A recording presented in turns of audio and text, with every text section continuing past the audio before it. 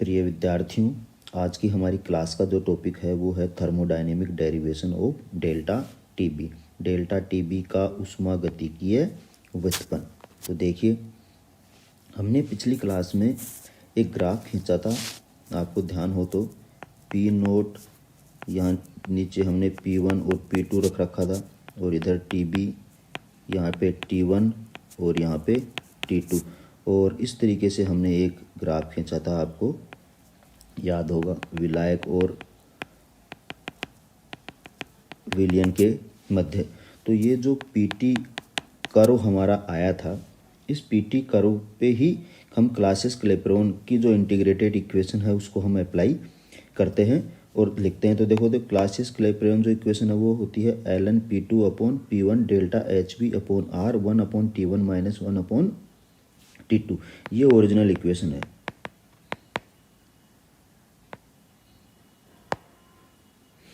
ठीक है। अब यहाँ पे दो टेम्परेचर हमें दे रखे हैं T1 और T2। अब यहाँ पे जो टेम्परेचर, जो ज़्यादा टेम्परेचर है वो है T2 और जो कम टेम्परेचर है वो है T1। तो आपको पता है ज़्यादा टेम्परेचर किसके लिए होता है? विलयन के लिए। और कम टेम्परेचर किसके लिए होता है? विलायक के लिए। आपको अगर अब यहाँ पता नहीं हो तो आप उस ग्राफ को एक बार दोबारा से रिकॉल कर लीजिए, आपको समझ में आ जाएगा। वहाँ पे हमने दो विलियन लिए थे, लेकिन यहाँ पे डेल्टा टीबी की डेरिवेशन के लिए हम एक ही विलियन को कंसिडर करेंगे और उसका जो बॉइलिंग पॉइंट है उसको हम T2 मान लेते हैं। तो यहाँ पे T1 की जगह पे मैं रख दूंगा TB। क्यों? क्योंकि ये बॉइलिंग पॉइंट है किसका? विलायक का। तो T1 की जगह मैं TB रख दूंगा क्योंकि T1 कम है और हमें पता है कि शुद्ध विलायक का जो बॉइलिंग पॉइंट होता है वो कम होता है। तो T1 की जगह पे TB रखने पर सिर्फ इतना ही किया है, T1 की जगह पे TB रखा है मैंने और कुछ नहीं किया, और हमने इक्वेशन नंबर 2 प्राप्त कर ली। देखिए, ln P2 upon P1 delta HV upon R 1 upon TB minus 1 upon T2, बस इतना किया और कुछ नहीं किया। अब इसको थोड़ा सा हम रीअरेंज कर लेंगे। ln P2 upon P1 delta HV upon R, LCM लेके आपको पता है किस तरीके से कर रखा है, आपको समझ में आ गया होगा, और इक्वेशन नंबर 3 हमें प्राप्त हो गई। आगे देखिए, अब आपको पता है कि जो क्वथनांक में जो उन्नयन होता है वो होता है T2 माइनस TB बराबर डेल्टा TB। आपको ध्यान हो तो मैंने आपको बताया था डेल्टा TB बराबर T solution minus T solvent. तो देखिए, सॉल्यूशन का टेम्परेचर T2 और सॉल्वेंट का TB, इन दोनों का जो अंतर होता है वो किसके बराबर होता है? Delta TB। अब जो पीछे जो इक्वेशन है ना, उसकी जगह वहाँ पे T2 माइनस TB की जगह पे मैं डेल्टा TB रख दूंगा। देखिए ये रहा T2 माइनस TB, इसकी जगह पे मैं क्या रख दूंगा? Delta TB। और ये दोनों जो टेम्परेचर हैं लगभग क्या हैं? सेम ही हैं। तो TB और T2 लगभग क्या हैं? बराबर हैं। तो इसको मैं T2 स्क्वायर कर लूँगा या TB को भी T2 के लगभग मान लूँगा, तो ये हो जाएगा T2 स्क्वायर। T2 क्या है? बॉइलिंग पॉइंट है सॉल्यूशन का। क्यों? क्योंकि इनके बॉइलिंग पॉइंट में ज़्यादा अंतर नहीं है। तो ये सब मान पीछे वाली जो इक्वेशन है हमारी 3, इस इक्वेशन के अंदर हम रख देंगे, तो हमें जो नई इक्वेशन प्राप्त होगी वो क्या होगी? ln P2 अपॉन P1 बराबर delta HV delta TB upon R T2 square. ये हमें इक्वेशन नंबर 4 यहाँ पे प्राप्त हो गई। अब आगे देखिए, एक आपको फॉर्मूला याद रखना है, ln P2 अपॉन P1 बराबर होता है P2 minus P1 upon P2 by the law. ये एक मैथमेटिकल फॉर्मूला है जो आपको डायरेक्ट एज इट इज़ याद रखना है। हमें इसकी कोई डेरिवेशन या वो सब कुछ याद रखने की ज़रूरत नहीं है। मैथ वाले स्टूडेंट तो जानते होंगे कि किस तरीके से डेराइव होता है, फिर भी मैं थोड़ा सा हल्का सा आपको यहाँ पे हिंट बता देता हूँ कि किस तरीके से ये यहाँ पे होता है। ln P2 अपॉन P1, इसको हम लिख सकते हैं minus ln P1 upon P2 बराबर माइनस ln 1 माइनस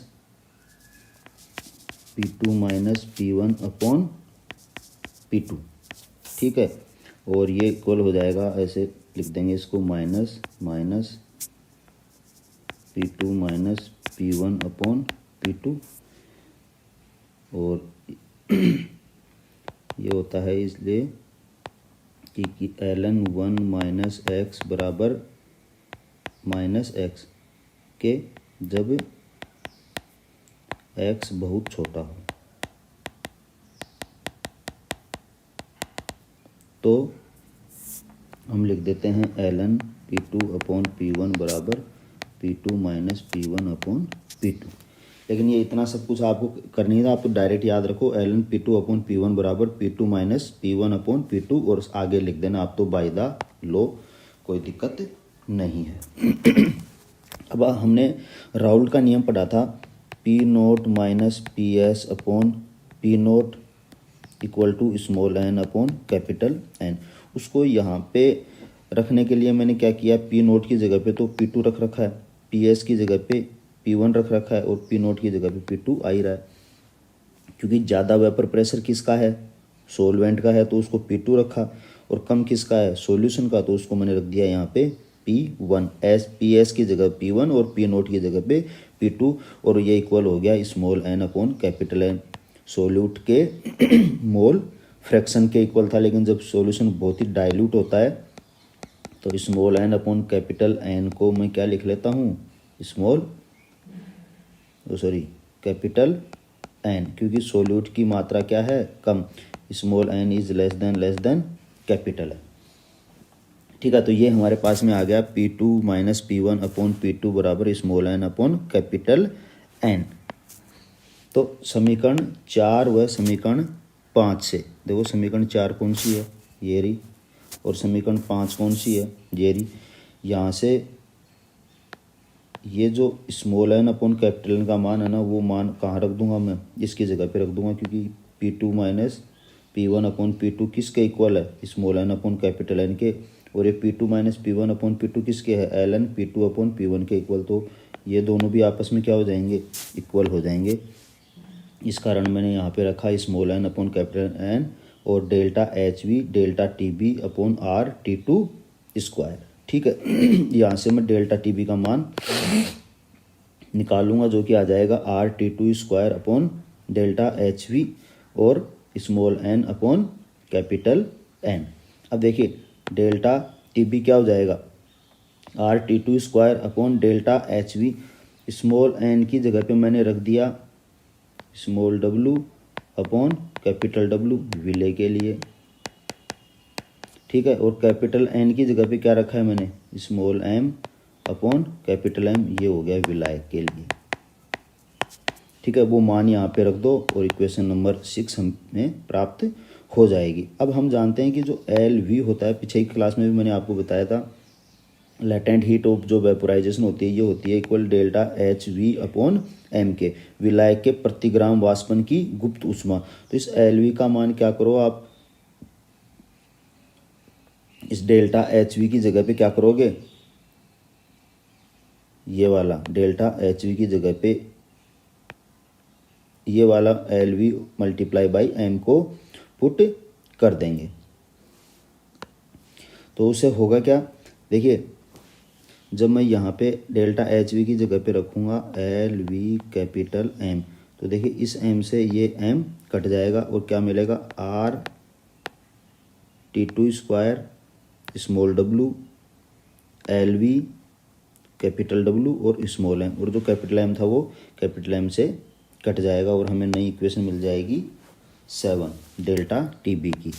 नेक्स्ट देखिए, यदि विलय क्या हो 1 मोल, 1 मोल अगर हम विलय ले लें, तो small w upon capital W की जो वैल्यू होगी वो कितनी हो जाएगी 1, और विलायक कितना लिया है अपने 1000 ग्राम, 1 kg तो लेते हैं हम, अगर 1 किलोग्राम विलायक है 1000 ग्राम विलायक में यदि हम 1 मोल विलय को घोल दें तो क्या होगा, तो जो नई इक्वेशन मिलेगी डेल्टा TB की वो मिलेगी RT2 स्क्वायर अपॉन 1000 LV। क्यों, क्योंकि देखिए इसका जो मान है वो तो हो गया 1, क्योंकि हमने 1 मोल लिया, और ये कितना हो गया 1000 ग्राम, ठीक है। तो यहाँ पे 1000 रख दिया और LV यूँ का यूँ आ गया। अब देखिए हम जानते हैं कि डेल्टा TB क्या क्या होता है, मोललिटी इनटू KB। पीछे की क्लास में जो समझाया था उसको एक बार आप देख लेना। और यदि मोललिटी मान लो कितनी हो, एक मतलब 1 मोलल सॉल्यूशन हो, 1 मोलल सॉल्यूशन, अगर यदि 1 मोलल सॉल्यूशन है तो डेल्टा TB किसके इक्वल हो जाएगा, KB के।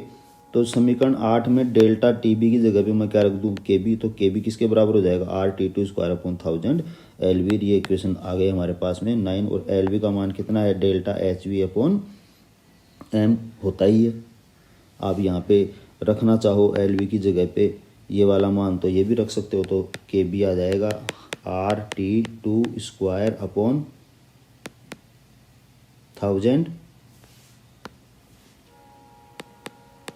डेल्टा HV और ऊपर आ जाएगा n। ये भी इस तरीके से भी आप लिख सकते हो अगर एंथैल्पी की फॉर्म में लिखना चाहते हो तो, और लेटेंट हीट की फॉर्म में लिखना चाहते हो तो इस तरीके से। तो ये थी हमारी डेल्टा TB की एक सिंपल डेरिवेशन। कुछ भी हार्ड नहीं है इसमें, आप इजीली कर सकते हो। स्टेप बाय स्टेप अगर करोगे तो आपको आसानी से समझ में आ जाएगी। बस एक जो इक्वेशन है स्टार्टिंग वाली, बस ये आपको याद रखनी पड़ेगी, क्लासियस क्लेपेरॉन इक्वेशन, जो कि इजी है। ln/P2/P1 delta HV/R 1/T1 minus 1/T2। और R क्या है यहाँ पे, गैस कांस्टेंट होता है। ठीक है। तो ये था इस पूरी डेरिवेशन डेल्टा TB की ऊष्मागति की डेरिवेशन के बारे में। नेक्स्ट क्लास में हम कोई नया टॉपिक डिस्कस करेंगे जो कि तुम्हारे सिलेबस में है, वो है क्वथनांक उन्नयन का प्रायोगिक निर्धारण लैंड्सबर्गर मेथड के द्वारा, उसको देखेंगे। और उसके बाद में है एक हिमांक में अवनमन, डिप्रेशन इन फ्रीजिंग पॉइंट। जो भी इम्पोर्टेंट टॉपिक होगा हम उसको एक बार डिस्कस कर लेंगे। Thank you.